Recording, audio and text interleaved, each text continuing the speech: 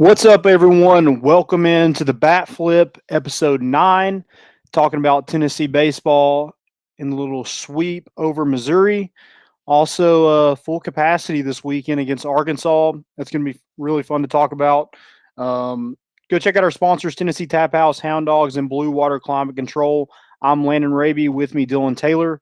And here's a quick word from our good friends at Blue Water Climate Control.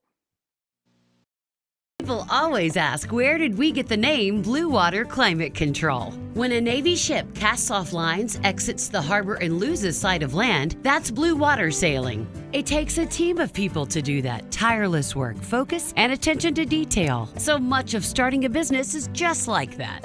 After it's done, you get filled with deep satisfaction for accomplishing something. And it's quickly followed by, now the real work begins. We're Blue Water Climate Control.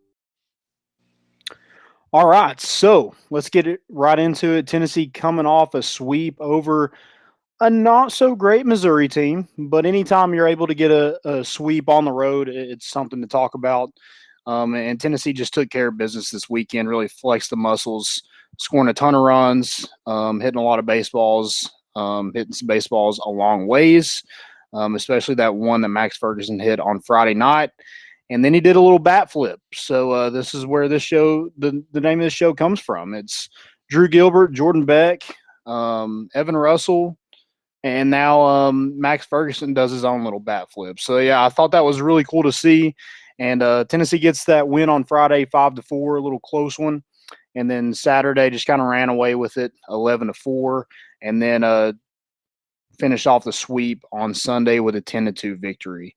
Now they're sitting first place in the East because Vanderbilt got a little scared and canceled their game, and now Tennessee is a half a game in front of the Commodores, and then now you're tied with Arkansas, number 1 Arkansas, for first place in the SEC, and now you welcome them this weekend. So definitely a lot riding on this weekend, a lot of national implications, seeding, things like that. That's going to really come to play this weekend. So it's going to be a lot of fun to check out. But let's talk about this series win over Missouri. What were your overall thoughts on that sweep? Yeah, all the runs we've been seeing here lately, all the bat flips. I think they watch us before they take the field. That's the only thing I can gather from it. I'm pretty sure they're watching our episodes before they go out there. But Hey, yeah, I'll take it. Yeah, whatever work. If it ain't broke, don't fix it. I mean, Ferguson Exactly. hit that one to the top of their hitting facility, nearly knocked down Max Scherzer's jersey, which Scherzer's excellent pitcher. No ill will towards him, but as a Braves fan, I wish every ball we hit off him would do that right there. But yeah, I mean, you said it best. I mean, offense was alive for most of the series. I mean, the first game, close game. Don't know if that's necessarily a bad thing though, that you had to battle back there at the end a little bit. But yeah, I mean, you had Blade Tidwell, another solid start from him, 2 in a row now, where he's really, I think he gave up 2 hits this weekend, had 5 Ks again. So good to see him get back on track, because you're going to need him this weekend for sure. Already had the series wrapped up by Sunday, but still, it's good to see him go out there and really dominate like he did.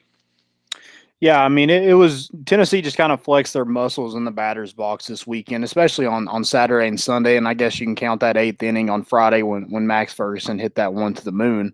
But, I mean, they had 16 extra base hits. Missouri only had 4. Missouri didn't have a single one on Sunday. So, those 4 came in those first 2 games. And 40 hits on the weekend and 26 runs. So, I mean, they just, took care of business, I guess, is kind of putting it lightly. I mean, they just destroyed Missouri. I mean, we hope they would. You're right. Yeah, that's definitely what you went in there to do. That was your goal. Anytime you're able to get a sweep, like it's a little icing on the cake. But it just felt good. It seems like Tennessee's got some guys that are really coming into their own at the right time. Just before postseason play gets here, Max Ferguson was phenomenal on the weekend. 2 home runs, a ton of hits. I think he had 7 hits, 6 RBIs on the weekend. And then Drew Gilbert, back-to-back good series. I had a good series against Kentucky, and then followed it up with another good series. He's a guy that they would love to get going here late in the season. He was 9 for 15 with 6 RBIs himself. 4 of those came on Saturday, so he had a 4 RBI game, and I think he had 2 yesterday.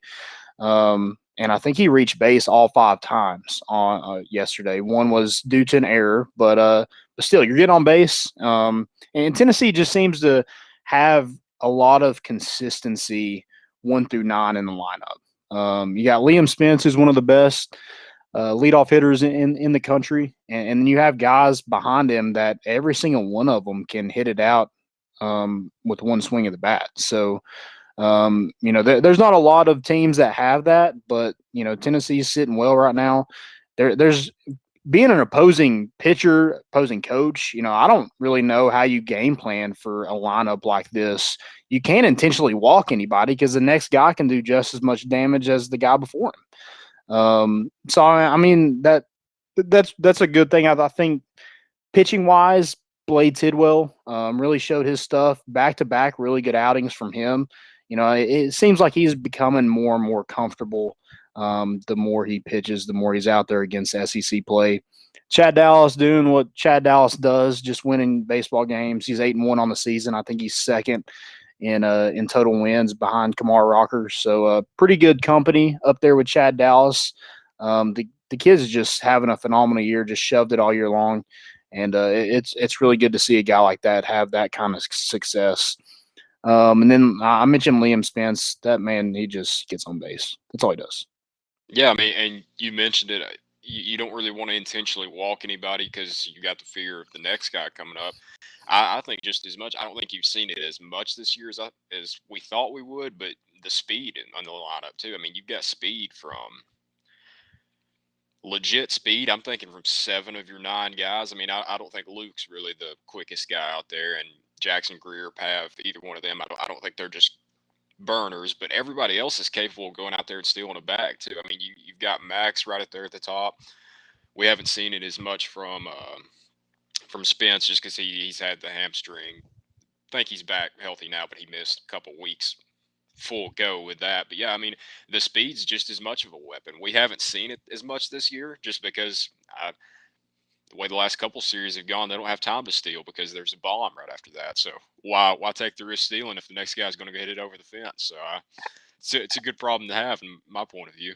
Yeah, absolutely. They got some versatility to them. They can hit for power. Like we mentioned, everybody in the lineup has showed off their muscles, but they can also play small ball, sack bunts, bunt for hits, stolen bases. Tennessee can do it all, and I think that's what makes this coaching staff so great is they look for baseball players, not just like a Wes Clark at South Carolina. He's not going to get up there and lay down a bunt. But a lot of Tennessee players are. Luke Lipsius was squaring up for a bunt. They have a lot of guys in the lineup that can do that, and I think that's what makes this team so special. And we'll talk about it a little bit more when we get to Arkansas. But Arkansas is a power hitting team. So, how does Tennessee play them? Do they go power for power? Do they go a little bit of small ball, a little bit of both? That's probably where I see them leaning. Because that's just Tennessee baseball, gritty. They're going to hit some bombs, but they're also going to take some bags, some easy bases when they can. So, who's maybe some more guys that really impressed you this weekend? Yeah, before I say that, I did just notice we've been live for about 15 minutes, and I just now noticed the appearance of the broom in the background. So that's a nice touch there. It's good to actually break it out. Absolutely, a win instead, or a series win that's not a 2-1 win. You actually get all of them. But I mean, yeah, I did knock some dust. It's been a while. It's been since LSU, so I wanted to get it out when I could. Yeah. It's this time of year. It would be a permanent fixture. I'd have a nice hanger there in the back where it can just stay. I mean, it's a nice touch. Yeah, I think the wife would come looking for it eventually, but so. Yeah. Maybe not. Maybe I'll just keep it from her until she comes and gets it. If we keep winning series, I think that's technically your broom, Landon. I'm gonna have to buy another one. Yeah, for actual use. Yeah, I think it's yours.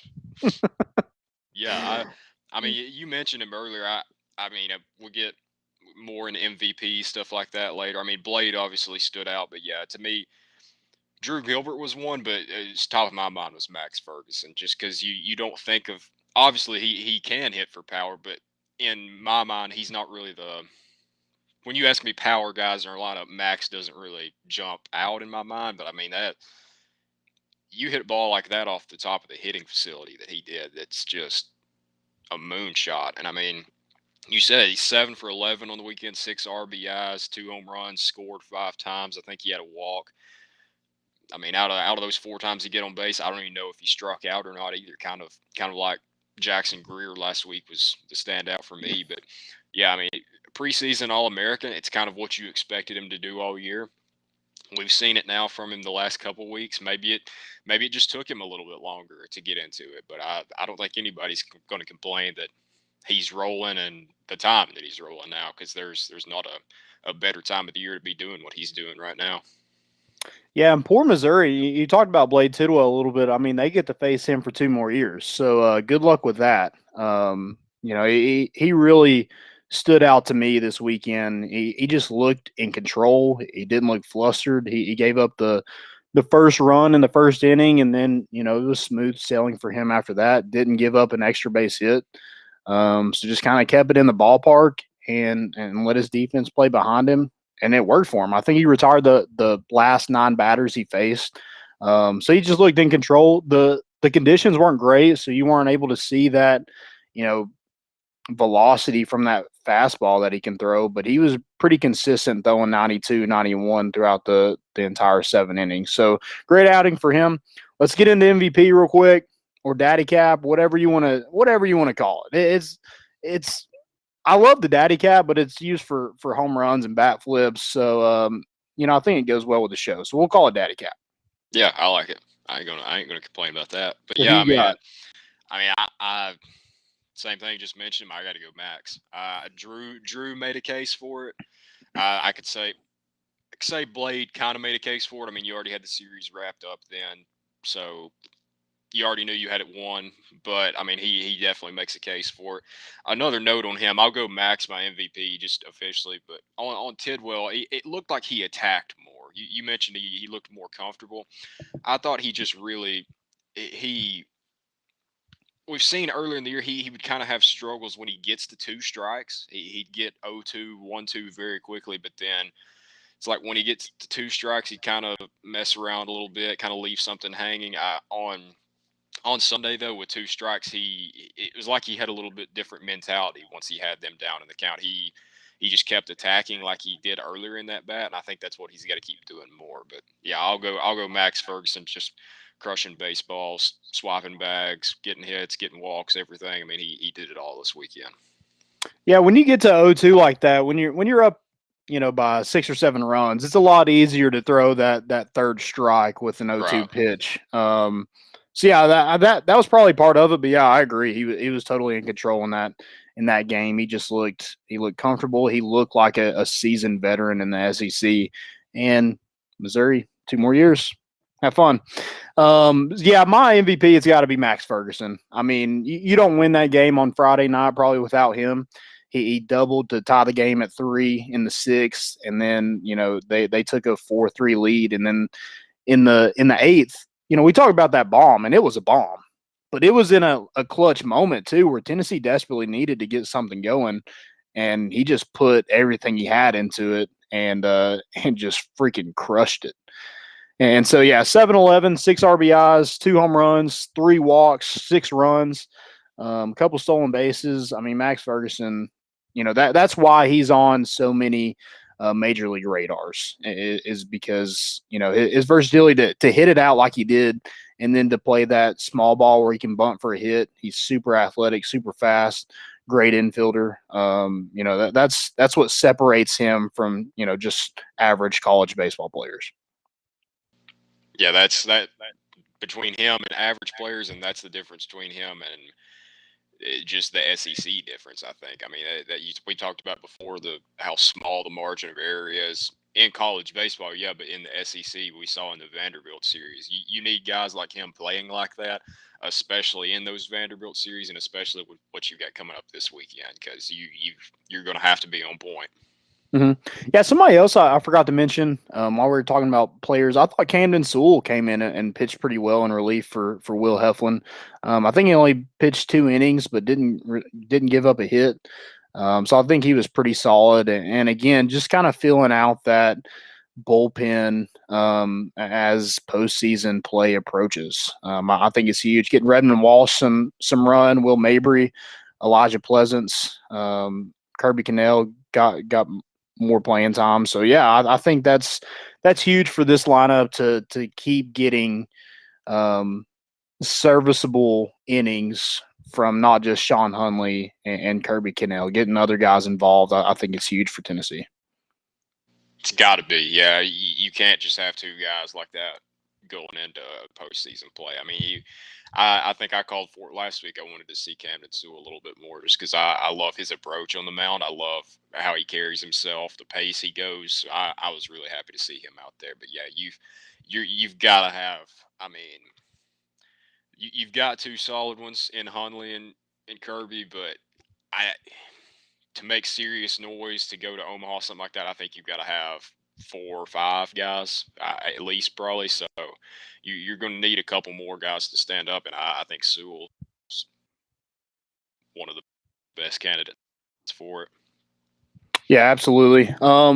So this is the first time Tennessee has reached 17 conference wins since 2005, and if you don't remember, that team ended up in Omaha, and it's the first time Tennessee will have a winning record in the SEC since 2005. So just continuing with the milestones. I mean, I was thinking about it 2 years ago. We were just excited to be in a regional. We were excited to go to Hoover for the first time in a long time, and now we're talking about maybe hosting a super regional, not even a regional, a super regional.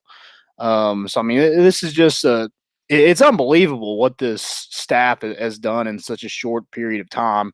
And man, I'm so excited to see us open the stadium up.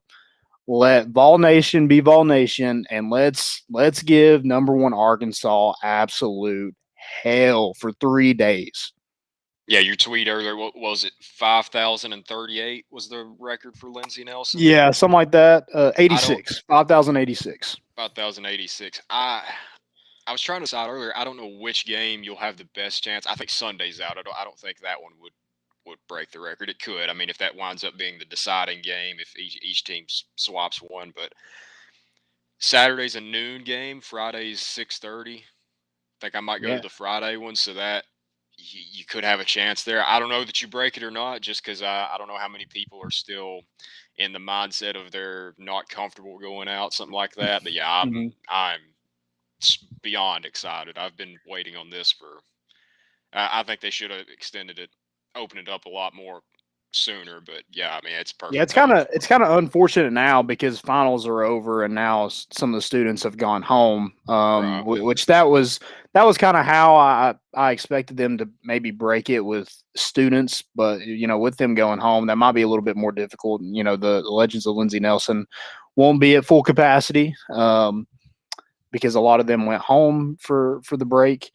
But yeah, I mean, I expect some people to be there and, hell, give away some student tickets and let them just go stand in right field. And, let's pack this. Let's make it loud. I'm super excited. Thanks, Danny White, for listening to, I tweeted at him. A lot of other people did too. So thanks for finally listening to Tennessee fans and giving them what they wanted. If he's listening, Danny, if you're tuned in right now, extend Danny White. Or extend Tony Vitello. Sorry, extend him, Danny. I mean, if you're listening, that's the next thing. I mean, obviously, you want the. You hear a lot about the stadium renovation, adding on bleachers, which yeah, of course, I'm all for that. But let's lock in Tony V first. So if you're listening, I'm putting in my formal request there, Danny. Yeah, and that's probably how you lock him in. It's not just a blank check and whatever you want. It's going to be it's going to be kind of him dedicating time and money into this program and really renovating it. I mean, Lindsey Nelson, it's a great atmosphere as far as a stadium wise, as far as like the experience that you get like at a minor league stadium. Yeah, it's just not it. There's a lot of things that need to be done to it. But Tennessee's finally at that place where they're able to put people in the seats and have a decent product where they're able to raise some money. So I think this will be just fine. Let's talk about Arkansas a little bit. Don't want to get into it too much because we still got Tennessee Tech, and we lost to Lipscomb earlier. But I will say this: Tennessee, I did a little research. Tennessee, they've lost 11 games on the season. They've lost one game that they scored over 5 runs in. So 5 runs is the key. If you score over 5 runs, you win the game. I think the only one they lost was Florida, and Florida hit a late home run to take the lead to win it. But other than that, Tennessee is taking care of business once they've scored over 5 runs. So 5 runs is where you need to get to. But then, you want to get to 6. 6 runs is where you want to get to feel comfortable. And, I'm excited for this weekend. Arkansas is a power hitting team. They lead the conference in home runs with 78. I think they have 4 guys with over 10 home runs. So they can hit it. The second in slugging percentage behind Vanderbilt, second in walks, only behind yours truly, Tennessee. They swept Mississippi State earlier in the season. They're coming off a 2-1 series win over Georgia, who was a pretty tight series. I think on Sunday, Georgia was actually winning at one point, and Arkansas had to come back to beat them. But yeah, I think this is a really good baseball team. They got really good pitchers, really good hitters. But I think if you're able to keep them in the ballpark a little bit and use some of that small ball, Arkansas, they're not going to have sack bunts. They're not going to bunt for hit. That's just not how they play baseball. They want to hit. They want to get guys on base by walks or whatever, and then they want to hit one out of the park. Now, that's kind of how they play ball. So, they kind of play like who's a big power? I guess the Yankees a little bit with the power, maybe the Dodgers. They want to hit bombs. But Tennessee can also hit bombs too. I mean, look at little Max Ferguson at second base, hit one probably 450 feet at Missouri this past weekend, and it was kind of cold. Yeah. I mean, Arkansas, they do everything well, but that last series against Georgia, I mean, throughout the 3 games, it was 11-10 in all the combined games, if my math's right there, which it could very well be wrong, but I think it's 11-10 throughout the 3 games. Like, they had them at home too. You get them on the road. I mean, they're 11-4 on the road, so I think that's what Tennessee's record is on the road as well. But if they've got to come into Lindsey Nelson after not really, I mean, they won an SEC series, but they didn't really just dominate. Maybe you catch them at the right time now when they're not really.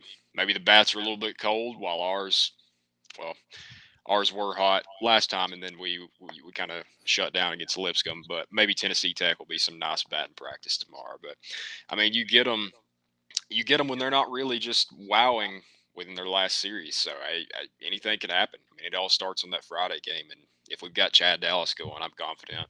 Yeah, if you want a super regional feel, this is what it's going to be like this weekend. With a really good team like Arkansas coming to town. I'm excited. Do you have anything else for this, the sweep, the Arkansas series, full capacity, anything like that? I don't think so. I mean, you got Arkansas. They've got Florida right after Tennessee on that next Thursday through Saturday. So maybe Tennessee's better than Florida is this year. So maybe I wouldn't say they're going to be looking ahead to Florida, but maybe if they swap one game, they're kind of like, just one more, then we got to get ready for Florida. I don't think so, because I've said before, I think Arkansas is a better team than Vanderbilt has been this year. I mean, they do everything well, but I'm trying to say they're not playing just outstanding right now, it doesn't look like, so catch them while you can. Yeah, I'm excited to see the energy in Lindsey Nelson this weekend. We will be there. If y'all see us there, please say hey. We'd love to talk to y'all. I hope y'all have a great rest of your week. Tennessee plays tomorrow night against Tennessee Tech at home, and then the big game starts. And I'm really excited for it. Hope we can break the record. That'd be really cool. Hopefully we see some bat flips, some energy, some grit this weekend by our Tennessee Vols. Thanks, Danny White. That's all we got. Thanks for listening, guys.